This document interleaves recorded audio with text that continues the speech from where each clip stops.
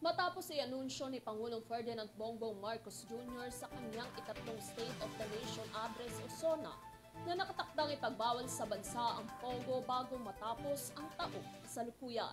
Naghain na ng panukalang batas si Senator Joel Villanueva upang maisakatuparan nito. Alamin ang kabuuan ng balita mula kay Gab Cabonita.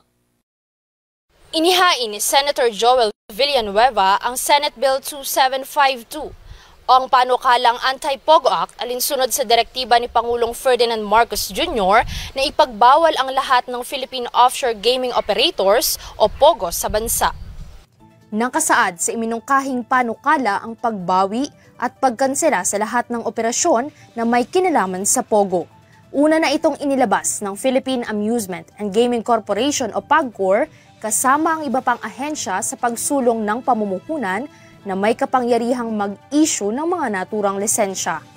Kung maipapasa ang batas, magkakaroon ng 30 araw ang mga POGO upang ipatigil ang kanilang operasyon o mahaharap sa 12 hanggang 20 taon na pagkakakulong at may multang 100 milyong piso.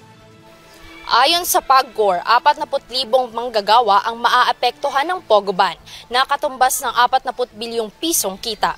Samantala, kung maipapasa ang panukalang batas, ay epektibo ring mapagpapawalang bisa ng Republic Act 11590 o ang Act Taxing Philippine Offshore Gaming Operations. Nilinaw naman ng mga senador kabilang na si Senate President Francis Cheese Escudero na nag-adjust lamang ng tax rates ang RA 11590 para sa mga POGO dahil sumusunod sila sa lisensyang ibinigay ng PAGCOR. Sa kabilang banda, umabot na sa 20,000 dayuhang manggagawa ng POGO ang nagsabing umalis ng Pilipinas sa loob ng 60 araw.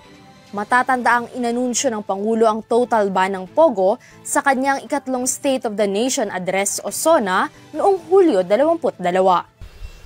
Para sa EuroTV News, ako si Gab Cabonita, sumasaludo sa bawat Pilipino.